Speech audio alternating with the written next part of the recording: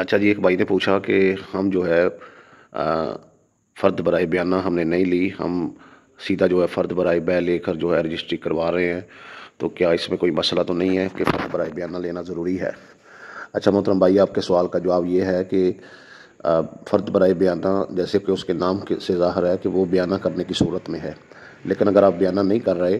آپ جو ہے وہ سیدھا رجسٹری کروانے جا رہے ہیں، تو پھر بھی جو ہے آپ کو پنجاب بینک کا جو اسٹام ہے وہ 3,000 روپے والا، وہ 1,200 روپے والا جو ہے، شاید اب 3,000 کا ہو گیا، اس کو جو ہے آپ نے ضرور اس پر ایگریمنٹ سارا لکھنا ہے، اور تمام وہ چیزیں جو آپ رجسٹری میں لکھنے والے ہیں جیسے کہ حدود اربا، کیوٹ، کھتونی، یہ ساری چیزیں آپ نے اس میں مینشن کر لینی ہے، چیک نمبر ہی مینشن کر لینا ہے، ہر چیز جو ہے وہ آپ نے اس میں لکھ لینی ہے۔ اور ایک بھائی نے یہ بھی پوچھا کہ اچھا یہ بتا دوں کہ ضروری نہیں ہے، اگر آپ جو ہے ڈائریکٹ رجسٹری کروانے جا رہے ہیں تو پھر فرد برائے بیانہ نہیں بھی لیتے تو کوئی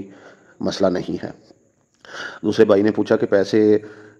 دینے کا کیا طریقہ کار ہے؟ بھائی بہتر ہے کہ پیسے آپ آن لائن دیں، آپ ڈرافٹ بنا کے دیں، چیک کی صورت میں دیں، ایپ سے اگلے بندے کے اکاؤنٹ میں ٹرانسفر کر کے اس کی رسید لے کے،